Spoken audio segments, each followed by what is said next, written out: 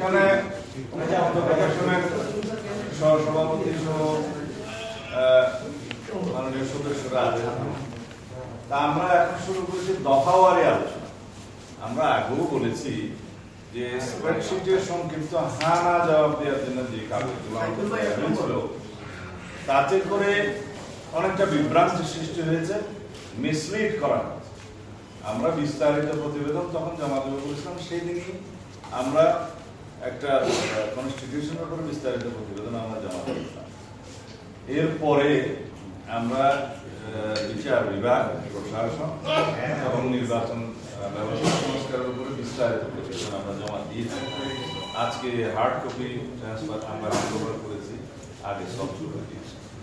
এগুলোর উপরে আমাদের বিস্তারিত আলোচনা চলছে। আমরা সংবিধান সংস্কার দিয়ে শুরু করছি, তারপরে জুডিশিয়ারি হবে, এরপরে নির্বাচন ব্যবস্থা হবে। এরপরে আমরা যদি কন্টিনিউ করতে চাই, যদি আমরা আজকে সমাপ্ত করতে না পারি, পরে আলোচনা হবে। আমরা বোঝাতে চাচ্ছি আমরা সংস্কারের বিষয়ে কতটা সিরিয়াস বিএনপি।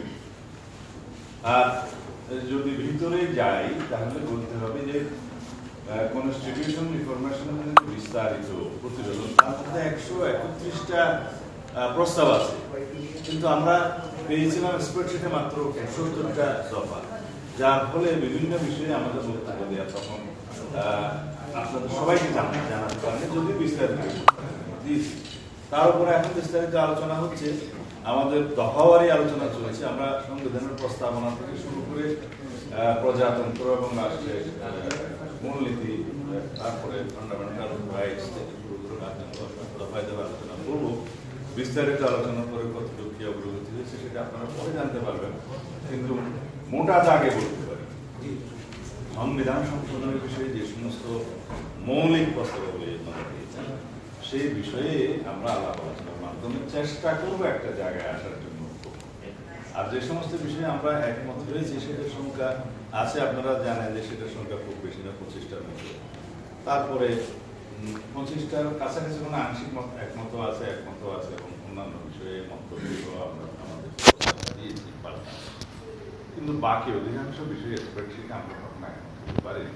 আর বিস্তারিত আলোচনার মধ্যে যে দেখেছি 131 দফার মধ্যে অনেক বেশি বিস্তারিত আলাপ আছে, যেমন ন্যাশনাল কনস্টিটিউশন কাউন্সিল সম্পর্কে বিস্তারিত আলাপ আছে, অন্যান্য কমিশন গঠনের বিষয়ে আলাপ আছে, এবং যে সমস্ত বিষয়গুলোতে আমাদের সুস্পষ্ট মতামত আমরা দিয়েছি সেগুলো নিয়ে কমিশনকে আমরা যৌক্তিকভাবে বোঝাবো, এবং তাদের যে সমস্ত প্রস্তাব আছে সেগুলো নিয়েও আমরা যৌক্তিকভাবে তাদের কাছ থেকে জানতে চাচ্ছি। যেটা যৌক্তিক সেটা জাতির কল্যাণের দিকের উপরে আমরা সেটা অবশ্যই বিবেচনা করি। আসি জুডিশিয়ারি। দেখা গেল জুডিশিয়ারিতে প্রায় এখানে আমরা মনে করছি আমাদের অনেকটা মিসলিড করার মতো, তো সেই জন্য বিস্তারিত মতামত দিতে গিয়ে দেখা গেছে প্রায় 150-150-ও বেশি মতামত ছিল। তার মধ্যে আমরা প্রায় 89টা দফায় আমরা বিস্তারিত মতামত দিয়েছি। বাকিগুলো অধিকাংশ ক্ষেত্রে আমরা আমাদের একমত হওয়ার অথবা আমাদের মন্তব্য সহ জানিয়েছি। কিন্তু এখানে দেখা যাচ্ছে যে সমস্ত বিষয়ে হ্যাঁ না জবাবের জন্য যে শীট দিয়েছিল ওখানে উল্লেখ আছে, সেখানে আমরা বিস্তারিত রিপোর্টে গিয়ে দেখলাম বিস্তর ফারাক।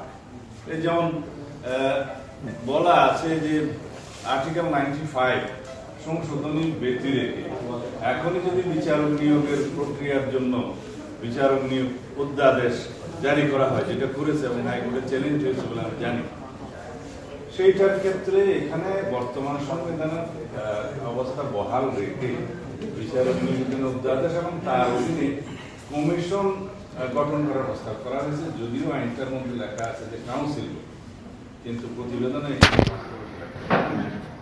যাই হোক না কেন এটা তখন পর্যন্ত আনকনস্টিটিউশনাল হবে যতক্ষণ পর্যন্ত এটা কনস্টিটিউশনে গৃহীত না হচ্ছে, কারণ ওইখানে সেই অধ্যাদেশ করার মতো ক্ষমতা জুডিশিয়ারিকে এখন দেওয়া হয়নি।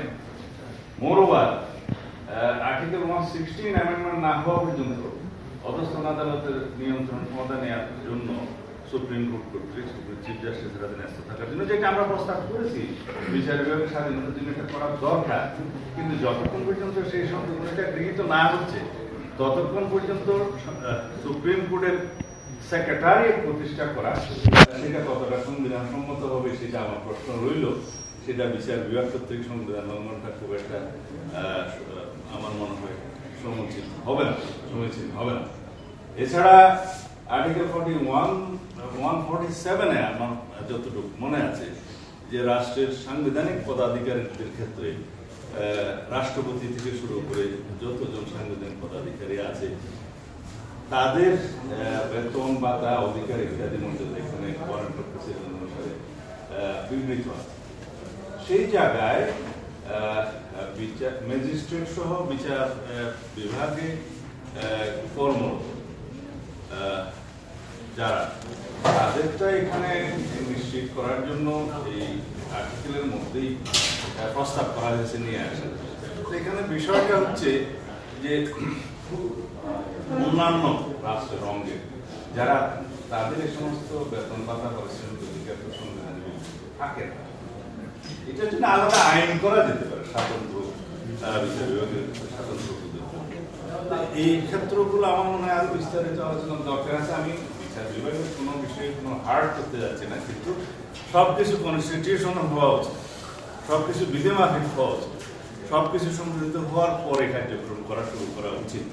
এখন আমাদের ভাবতে হবে যে অন্যান্য ক্ষেত্রে তারা এই সমস্ত প্রস্তাবগুলি দিয়েছে না, যেগুলো আমরা বিচার বিভাগের স্বাধীনতা নিশ্চিত করার জন্য উপযুক্ত বিবেচনা করবো, অবশ্যই সেগুলো আমরা অপমানিত ব্যক্তিকে গ্রহণ করবো। আমরা এটা চাই বিচার বিভাগের স্বাধীনতা, কিন্তু প্রক্রিয়াটা যেন আইনানুগ হয়, প্রক্রিয়াটা যেন সাংবিধানিক পদ্ধতিতে হয়। সেই জন্য আমরা আমাদের মতামতগুলো বিস্তারিত আলোচনা শেষে আমরা দেবো, আমরা লিখিত দিয়েছি। আপাতত আমার মনে হয় এখানে থাক, কারণ নির্বাচন ব্যবস্থা সংস্কার বিষয়ে কথা বলতে গেলে সেটা অনেক কথা বলতে হবে। যে এখানে তাদের রিপোর্ট অনুসারে আমরা দেখেছি নির্বাচন ব্যবস্থা সংস্কার রিপোর্টে যে সমস্ত কথা ওনারা দিয়েছেন অধিকাংশই দেখা যায় সংবিধান সংশোধন সংক্রান্ত। আর কিছু কিছু বিষয় ওনারা এমনভাবে প্রস্তাব দিয়েছেন যেগুলো করলে নির্বাচন কমিশনের স্বাধীন সত্তা হিসাবে তেমন বজায় থাকবে না। অনেকগুলো কমিশন আছে, তাদেরকে সংসদীয় স্থায়ী কমিটির আন্ডারে সাবজেক্ট করা এবং জবাবদিহিতা করা। এখানে আর্টিকেল 119 অনুসারে যেখানে সুপ্রিম জুডিশিয়াল কাউন্সিলের তাদের সেই বিষয়টা উন্নীত আছে যে নির্বাচন কমিশনের জন্য সেই পদ্ধতি অ্যাপ্লাই হবে, সেগুলো আরো বিস্তারিত আলোচনা করা দরকার। আর আমরা চাই যে এনআইডি প্রকল্প থাকুক নির্বাচন কমিশনে। আমরা চাই যে ডিলিমিটেশন যেটা অ্যাক্ট সেটা সংশোধন করে নির্বাচন কমিশনের এখতিয়ারটা যেটা কনস্টিটিউশনাল ম্যান্ডেট থেকে 118 অনুসারে সেটা বহাল করা হচ্ছে, এখনো সরকার করেনি। উচ্চকার অনেক আলাপ আছে, আমরা বিস্তারিত আলাপ করে পরবর্তীতে আপনাদেরকে তখন সময় মতো জানানো। চূড়ান্ত তো আলোচনা নয়, এটা আমার মনে হয় আমরা দ্বিতীয় পর্যায়ে আলোচনা করছি। প্রয়োজনে আজকে যদি সমাপ্ত না হয় আরো আলোচনা হবে। এখন আমরা সেই আলোচনা সমাপ্ত করিনি, আশা করি আমরা একটা পজিটিভ দৃষ্টিভঙ্গি নিয়ে আগাম।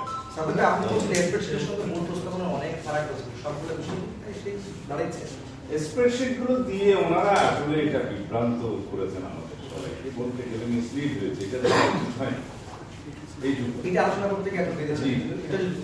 না না, আমি বেরিয়েছি অন্য কাজ, আপনারা ধরে নিয়ে আসেন।